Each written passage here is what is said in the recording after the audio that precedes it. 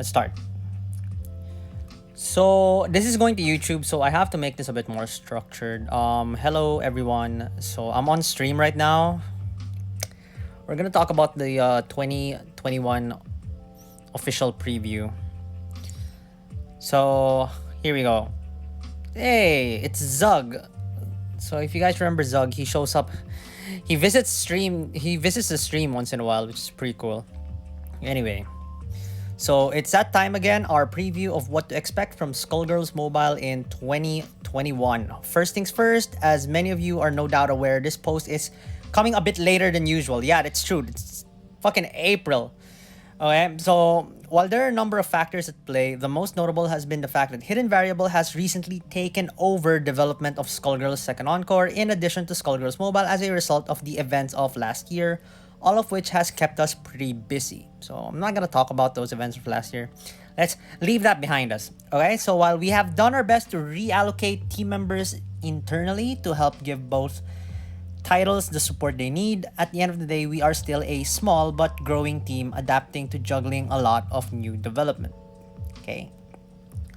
One of the key goals we had for the start of 2021 was to ensure that we had an established, sustainable strategy in place for new content for both SG2E and SGM, hence our announcement of the SG2E Season 1 Pass and our partnership with Future Club, which promises at least 3 additional brand new characters in the months to come. In the months to come? Oh wait, never mind. Let's not, wait, I gotta chill. I can't yell, my throat hurts. Yeah, they already gave a schedule, right? One this year, and then the other 2 next year, okay?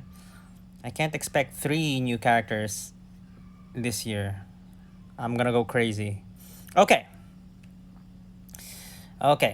Now that Annie/Season 1 has launched successfully on Stream Early Access, we are in the process of finalizing tuning changes for her and other characters, finishing her story mode, and prepping the DLC update for PS4, all within the next couple of months.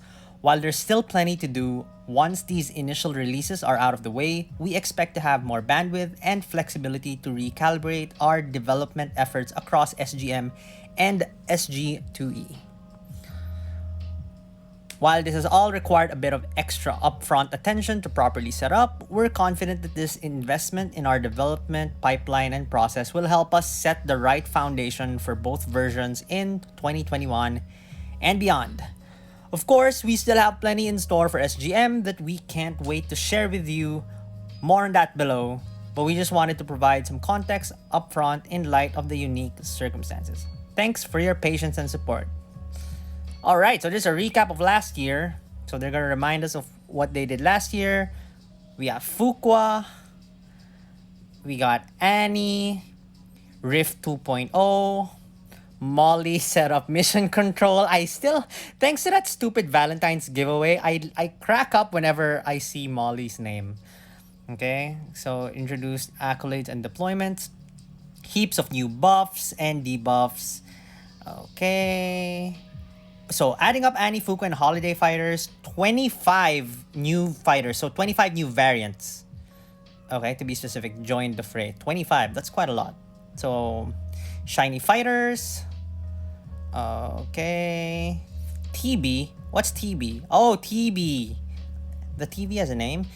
And the viewing parlor burst onto the scene to provide the Raid Shadow Legends content you all crave. Man, Mr. Zug, don't say things like that. What if I jump ship from SGM to Raid Shadow Legends? You won't give a shit. Anyway, event prize fight rewards were updated to be juicier. And we added the fighter catalog. Yeah, this is overall a pretty productive 2020 considering everything that's happened. Right? That's pretty sick. Okay, now on to 2021. Disclaimers. Just like our 2020, 2019, and 2018 preview posts, the features below are going to be discussed in very broad terms, as they should be in my opinion. This is intentional. While we have clear goals, the route we take to achieve them often changes once we seek our teeth into the task at hand. and a little air of mystery is nice from time to time. So yeah, this is true. They can't be specific about what they're gonna do because they might have to change some stuff along the way, okay? As such, what we described below may not 100% match exactly what makes it into the game. It should at least give you an idea of where our priorities lie in the not too distant future. All right, the roadmap. Here we go. A roadmap. All right, while there's a lot to talk about, the sets of features we have planned for 2021 fall into these two main categories. Number one, new content. That makes my PB hard. Wait, this is going to YouTube. God damn it. New content. All the traditional favorites. Characters / fighters, master story modes, origin stories, etc. Okay? So, of course. Number two, quality of life updates to old modes and systems. While many of the current gameplay modes have served us well over the years, we know many of them are a little long in the tooth and could benefit from updates to better serve their original intended purposes while minimizing tedium. I don't know what the specifics are of this, but yeah, it's good that they're acknowledging this. Well, I'll get to that later, just in case it gets brought up again. Brand new character number 2. Here we go. Here we go. Brand new character number 2. As noted earlier, we are hard at work with Future Club on our second brand new character. Unlike Annie, who launched on mobile first and then made her way to SG2E months later, we are building this new character with the intention of both characters being made available at more or less the same time. So this is pretty new. This is very new information to me personally, because I thought brand new characters would follow the same trajectory as Annie, which is mobile first, because there's a lot less to animate for mobile, right? So we got Annie like what, 6-7 months earlier than 2E. I thought the same pattern would be, showing here. Apparently not. They want to make the gap between 2E and mobile release, I don't know, man, simultaneous? Yeah, more or less the same time. So that is interesting. Okay, expect all the standard goodies that come with a new character, a slew of new fighters, prize fights, daily events, relics, plus a new stage, and more. We'll be announcing the new character in the near-ish future. Near-ish future. That's very hard to like. If I'm gonna aspel timetable, I would say June. Somewhere between June to July. Alright? But that's, again, I'm just pulling a month here, okay? Near-ish future. I still do think it's going to be around October. Like, they're gonna maybe try to make it exactly a year after Annie. So, I don't know. They'll probably, like, announce it around June to July, generate hype. Again, this is just, I'm just pulling this out of my butt, okay? This is just a guess. Alright. No, I already said that. Here we go. Facilitating fighter progression. Here we go. Here we fucking go. Okay, leveling up your fighters in Skullgirls requires a lot of time, energy, and resources, true. While some of this is by design, we are a F2P fighting RPG after all, there are definitely aspects of it that have proven to be more tedious than originally intended. As such, to help improve this moving forward, we plan to explore a number of options, including these below. So I'll discuss everything before I talk about it, okay? XP events. So as many of you are already aware, we recently did a test run of a new XP event called Holodeck Hazards that was very well received. We are in the process of taking all of that feedback into account to make the event more rewarding or viable for a wider variety of players and to determine a schedule of availability that is a little bit less demanding. Stay tuned. So, yeah, I think they want Holodeck to be more accessible to everyone. So, my first impression of Holodeck was I did feel like it was a very, very effective tool, mostly for late game players. I thought that this was by design. I thought they meant to do this for more late game players to be able to farm experience more effectively and efficiently. But it seems like they want it to be more accessible to not just late game players. So they're probably gonna make some tweaks. Okay, XP consumables. Ooh. While it can be awesome to get a new fighter that you've been coveting for ages, we know it can be disheartening to know, even with XP boost, how long it will be before that fighter will be leveled up enough to be in a usable state. As such, we are exploring XP consumables that you could collect and spend to immediately provide significant spikes of XP. That's interesting. That's interesting. If they introduce consumables to the game, that is definitely going to change trajectory. Player progress trajectory, for sure. Especially if these consumables are going to be available in shop for real money. Like that kind of stuff. That is interesting. That is interesting. People are going to be progressing at very, very different paces when this gets introduced. Right? Before this, whether you were whale, like whether or not you were whale, like in terms of XP progression, it's more or less the same, right? Because you're required to play. Now with consumables, that kind of changes. The pace at which players progress it's depending on how much XP these consumables give. I do think this is definitely gonna change like the grinding aspect of the game. Very interesting. Okay. Evolution. We know it's common practice for players to level up food fighters that will eventually be used for evolution, so you can wring as many skill points out of them as possible. We are exploring revisions to the evolution process that will render this process obsolete. My brain is too small to process what this could possibly mean. What do you mean? Revisions to the evolution process? So you don't, like, to evolve a gold to diamond, you won't need 5 golds anymore, that kind of stuff? Huh. I wonder. Again, they've already explained about this. These are broad strokes. The specifics of this, I have no idea. But this is huge, actually. Render the process obsolete, leveling up food fighters that will eventually be used for evolution. Huh. Oh, but they're talking about this process of like milking skill points. I wonder what this changes. No, it's not the evolution process being obsolete. It's not the evolution process itself. It's the process of leveling up food fighters that will eventually be used for evolution. I wonder, this could mean a lot of things, honestly. I doubt it's gonna be like the evolution process itself that gets a drastic change. The requirements might stay the same. I have no idea. Oh my god, this could be huge. This is potentially huge. Man. Alright, duplicate fighters. Although we added ways for players to consume diamond fighters to beget resources, we are interested in exploring more methods by which duplicate fighters can provide more value to your collection in the future. No! Oh my god!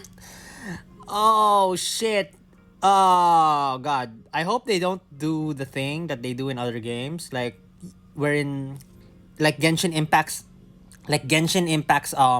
constellation system, where you can use a dupe to make your fighter like stronger, right? That kind of like I do think that tilts the game more towards whales, right? Because a person who has one neuromancer, like it used to not make a difference. Like the neuromancer of one guy compared to the 3 neuromancers of a whale won't really matter. But if you can use the dupes to make the first neuromancer, like, you know, increase the base stats, give it like a 3rd signature ability or something like that, you know, like Genshin's constellation system, this does tilt the game a bit towards whales. And I will say that is not necessarily a bad thing. That is not necessarily a bad thing, because this game, like, honestly, is already like heavily skewed towards free to play. Like, if there's like a spectrum between like pay to win and a free to play game, I feel like Skullgirls Mobile is somewhere like it's like near at the end of the free to play spectrum. It's like way over there. So they can do there are a lot of things they can do, features they can add to, you know, kind of like incentivize spending a bit.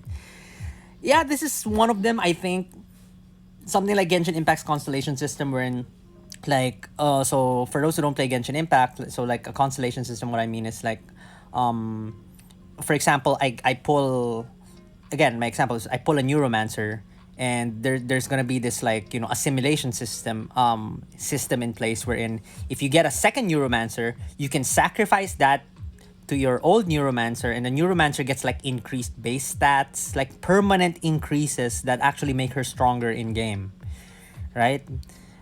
So of course, if you're a whale and you can like fucking farm Neuromancers, for example, there's like a featured relic that drops Neuromancers. You know, if you're a whale, you can just farm Neuromancers and just keep making your Neuromancers stronger. Of course, there's a cap. Genshin has a cap of 6, Constellation 6. So I don't know. I don't know what this means for like free to play. Like if it's gonna have a huge impact. Probably in the highest ranks of Rift, it could. Like, you know, if you're sweating and you're tryharding to be like in the top 3, it could matter. I think below that it doesn't really matter because it's mostly PvE, right? Genshin. Skullgirls Mobile is mostly PvE. You know, you're just doing prize fights. You just want to make the cutoffs and stuff, clear content. So it's not gonna. I don't think it's gonna have that much of a detrimental effect to the free to play player base. But I am saying this kind of system, assuming this is it, right? Again, they didn't get specific about it. They didn't get specific. But I'm see, like, exploring more methods by which duplicate fighters can provide more value to your collection. See? Eesh. I wonder. Hopefully it's something cosmetic. Like, you know, what if it's like you know, five dupes turns into a shiny? I don't know. That's a bit crazy. I doubt that's it. I really do think they're considering like gameplay improvements using dupe sacrifices. We'll see. Okay. Daily events and prize fights. For many players, the vast majority of their time is spent playing one of these two modes, each of which have known points of friction that we're eager to improve upon. Interesting. Daily events. While dailies provide a reliable source of skill points, gold moves, and canopy coins, the process of mining the event for those rewards ceases to be compelling as players progress into the mid to late game. That's true. We are looking into ways in which players who have established mastery over that content will be able to glean those rewards with far less effort and overhead. Huh! I wonder.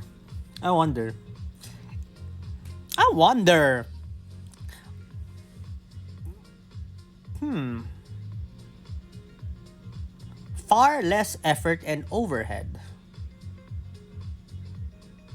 Okay. Again, I can't, dude. We're just... These are, again, broad strokes, man. Broad strokes. All I know is they understand that dailies are boring as shit. This is like the translation. We know dailies are boring as fuck. So we're gonna find a way to fix it. So shut the fuck up. That's what they're trying to say, okay? So I'm just gonna be quiet here. All right. Prize fights. When Skullgirls Mobile first launched, gold prize fights were invaluable tools for burgeoning mid-game players to be able to secure gold fighters for each character to help bolster their collection, conquer new content, and facilitate diamond evolution. As time has gone on, the PF point thresholds required for players to achieve the top 10% rewards has gotten so high that this is no longer a reliable source for those players. Ooh, that is true. Because I didn't even know this was for mid-game players. Okay. As such, we are looking into ways in which we can provide more compelling and rewarding prize fight content for late-game players so that gold prize fights can cater to their original intended audience and more closely fill their original role. So, that's interesting. What they can do, this is just, again, I'm pulling these out of my ass, okay? But what they can do is put a fixed milestone.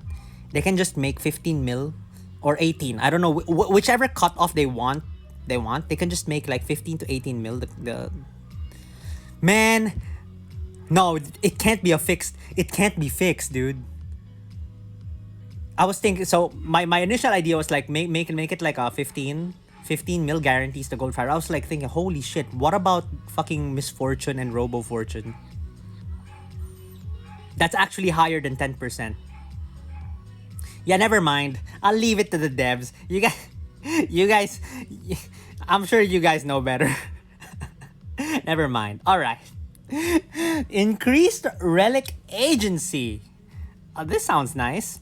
While there is a certain purity to raw RNG, our current relic logic, okay, that kind of fried my brain a bit. Purity to raw RNG, our current relic logic leaves much to be desired, especially for players who covet certain fighters. So this is like a really convoluted way of saying there are a lot of fucking salty bitches here. As such, we are planning to explore methods by which players will be able to exhibit more agency to get the fighters that they want. Okay. Who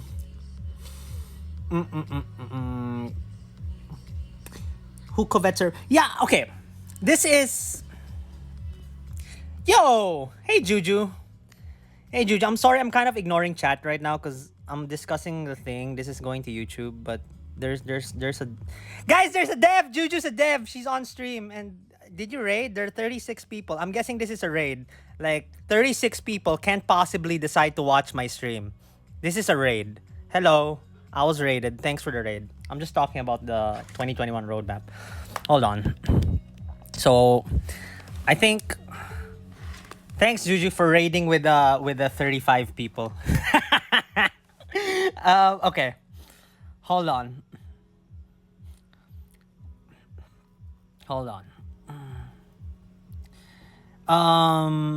What was I talking about? Increased relic agency. So yeah, I think honestly the relic odds aren't that bad. This might be a hot take, but they're not bad. I've played so many gacha games over the years, and Skullgirls relic odds are honestly on the they're on the friendly side. They're on the free to play friendly side. Relative to how often you can get them, I do think they're still on the free to play friendly side. However, there's one weakness to the relic system of Skullgirls Mobile I noticed, and that is when you want a specific variant.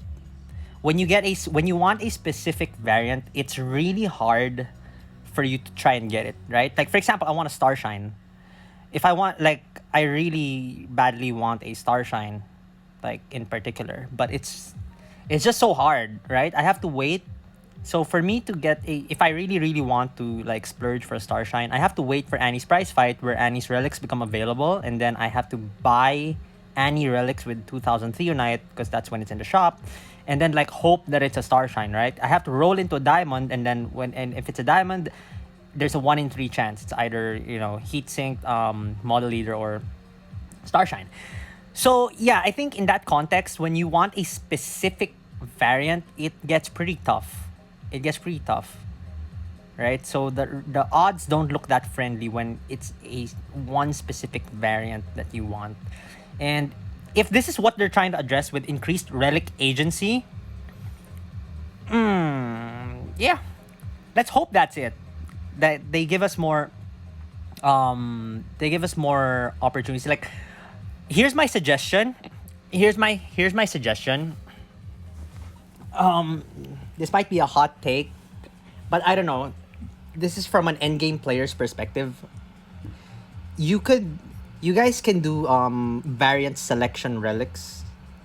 Like, they're gonna be worth more. Like, for example, you could convert. Players can have the option to convert 5,000 diamond shards. So 5,000 diamond shards is worth 5 diamond relics, okay? you can convert 5,000 diamond shards into one diamond fighter selection relic, meaning it's gonna be worth 5 diamond relics, but when you open the relic, you can pick which diamond you get.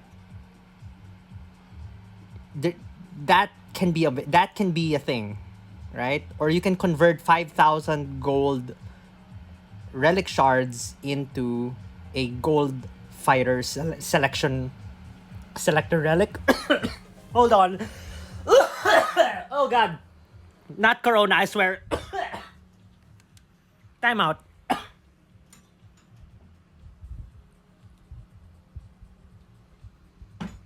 Ugh, okay.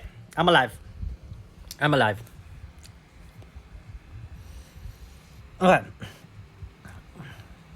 Stop smoking? Dude, I don't smoke. I sneeze when I smell cigarettes. But at the same time, one of my biggest turn-ons is a girl who smells like cigarettes. It's so weird. I have this weird kink. My boner is always confused. Wait, this is going to YouTube! Oh, god damn it. Okay, hold on.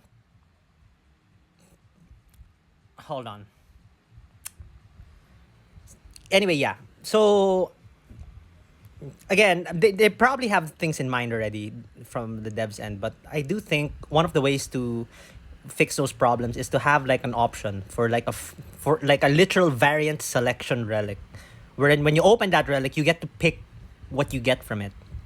Right? It of course defeats the RNG purpose, but you can just inflate the price. Right? Like I said, you can make it worth 5. You can make it even worth 10, dude. You can even make it worth 10. You can even make it worth 10,000 shards. Like, I don't know, man. But I do think that kind of system wherein you can choose, like, where you can choose which variant you get, it's like, that's something that the game kind of needs. The game does need it. Like, a lot of endgame players just want to complete the catalog, right? They don't want to open 10 diamond relics and just get 10 dupes. They'd rather trade that in for like a guaranteed pull of the fighter they're missing. It doesn't seem like a good deal. It doesn't seem like a good deal from a mid-game standpoint, but from an endgame player standpoint, that is actually, I would take that deal, dude. Like, I would take like 10,000 diamond shards, although that is a bit much. 10,000 diamond shards to get a guaranteed star shine. I honestly would at this point, you know? But dude, don't make it 10. I don't know. 10's a bit. But again, that's just what I'm thinking. Like a selector relic. Right? A non-RNG relic that costs way. It has. Here's another thing though. If you make it cost too cheap, if it's like 2 times of a non-guaranteed relic, if it's only cost like 2 to 3 times of a non-guaranteed whatever, that's gonna break the economy, right? You guys are fucked.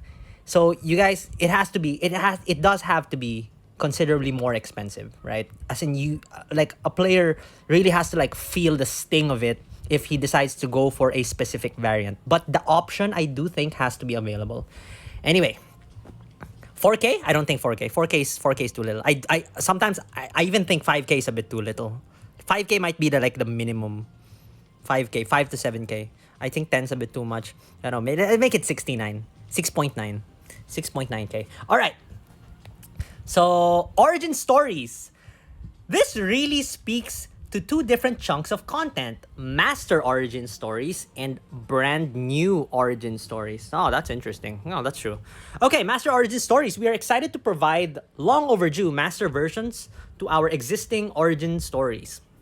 Specifics are TBD. What does TBD mean? To be decided. Okay. My brain still works. But you can expect that they will roll out in the order that they were originally released. I no longer know the order in which they were originally released, so I'm just gonna take your word for it. All right.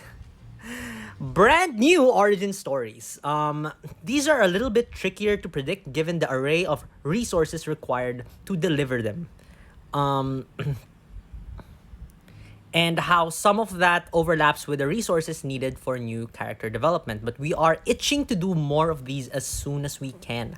While we can't strictly promise a new origin story before the end of 2021, know that it's something we'll be pushing for. Okay. Other potential features / improvements. While the ultimate priority of these features is still TBD, we wanted to briefly acknowledge them to reassure you that they are they are indeed on our radar, even if their fate for 2021 is still up in the air.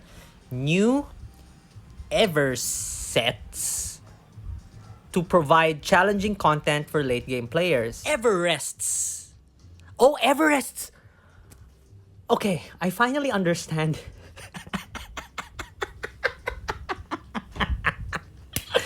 As in Mount Everest. You were talking about the really tall mountain. I was like, what's an Everest? Example given, a tower of trials. Oh, fuck. I mean, new content is always great, but I'm just saying, man, I'm gonna be laughed at on stream more often from now on. Fucking tower of trials, huh? Okay, we're only gonna... We'll stop at floor number 69. Okay? We'll stop at floor number 69. And just, you know... Wow, god damn it, there's a floor number 420. If the Tower of Trials never ends, we kind of have to go for floor number 420, right? Man... Okay, I'm thinking too far ahead. I'm thinking too far ahead here. Okay. Move loadouts? Whoa! Oh god! Wait, let me get some tissue. Alright. Move loadouts and other move organization improvements. If we can switch into our, like, just defensive, offensive sets properly, man, I don't have to accidentally queue in with naked fighters on stream anymore. This is amazing. Okay, move... Oh god. Move stat re-rolling augmentation. Whew! I don't even know what that is yet, but that sounds promising. Voice packs. Voice packs? Awesome. Fight replays. Yo! Fight replays? I wonder if there's like a spectate mode or something. Fight replays, huh? Are fight replays going to be recorded on the developers end? Because if fight replays, here's the thing. Fight replays are like, you know, I know a lot of you are thinking fight replays are going to be good for, like, you know, flexing purposes. You had a really good fight where you popped off and shit. You saw my prize fight team and you beat the shit out of it, and you wanna show me the link and stuff, which I'm never going to watch. But yeah, that's pretty good. That's a pretty good feature. But I do think if fight replays are going to be available on the developers end, if fight replays are available on the developer's end, that would be a good way to find out if they're cheating or not, right? If people are fucking cheating. Won't that have that kind of application? Honestly, it just says fight replay, so I'm just pulling shit out of my ass here. I need to clip this to share with coworkers, and the sounds you're making. The sounds I'm making are sounds of joy. They're just sounds of joy. Just, you have to trust me on this, you know? Like, the lack of a face cam has its advantages here, I will say. But anyway. Yeah. How would you cheat in this? Skullgirls Mobile there are ways to cheat. And it's kind of a problem. It's not a game-breaking problem, but it exists. That's all I can say. Until next year, prioritizing features inherently means deprioritizing others. Without going into all of them, we minimally wanted to acknowledge one key feature or set of features that we know are top of mind for many of you. Guilds. Yeah. I mean, when you think about it, soon is relative, right?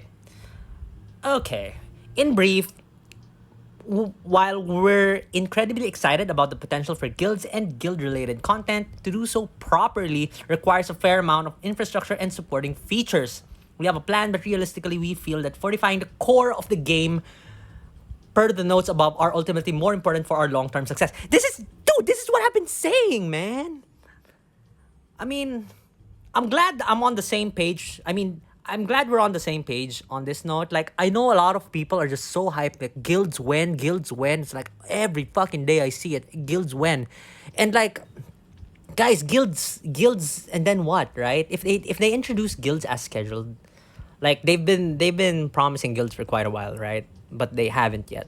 But the thing is, you guys have to think about it. Like, if guilds get introduced as scheduled, what then, right? What are they gonna do with guilds, dude? What, group prize fights? What? Right? I think they have to iron out in-game features first, such that when guilds do get introduced to the game, there's a point to it, other than like socializing and being cliquish, right? I do think that's I yeah. I do think that has to come first, because like, yeah, I know the prospect of guilds are like cool, because you can like, they're gonna be like faction. I don't know what you guys are imagining with guilds. It's like fucking gang wars and shit. Is that what you guys want to start? I'm not gonna start a guild if that's what you guys want. I'm just gonna join someone else's guild. But you know, I do think guild rift, yeah, uh, g- yeah. I mean, see, do you see what I mean? Like, I feel like in the context of Skullgirls Mobile, like, I feel like right now, in its current state, there's not much we can do with guilds. I do think the game has to like add more features and stuff to make an introduction of a guild system like more intuitive. So I agree with this. You know. Okay. Looking forward to sharing more about our guild plans as we approach 2022. So, I don't know. I think this is code for it's not coming this year. It's probably coming 2022. Because they're talking about guild plans, right? Anyway, I don't know. On my end, I'm not in a rush to see guilds. That's all I'm saying. Okay, in other news, live events and giveaways. In the absence of our ability to physically gather, we've been looking for more opportunities to do live event style giveaways. First up, look no further than the recently announced Skullgirls Championship series. Make sure to tune in to the qualifiers and finals to unlock access to juicy in-game prizes. Also, two of our team members stream regularly on Twitch and are known to periodically give away goodies. Be sure to follow the Almighty Bones and Juju, who happens to be on stream right now. Hi, Juju. Say hi to YouTube if you're still here. So don't miss out. All right. Wrapping up. That's about it. Needless to say, we couldn't be more excited about what the future holds, and we wouldn't be in the position to be able to give Skullgirls the attention it deserves without your dedication and support. Lastly, if there's anything in particular you're hoping to see in 2021, either as part of the items mentioned above or as something new entirely, don't be shy about sharing them below. We're always listening. Thanks once again for all your support.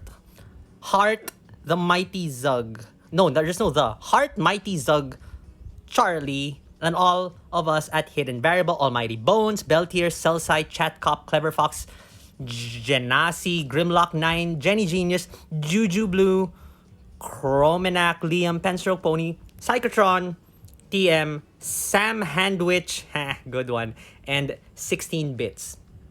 Alright, that's it. Okay. Okay, that's it, guys. So, and cut. That's going to YouTube.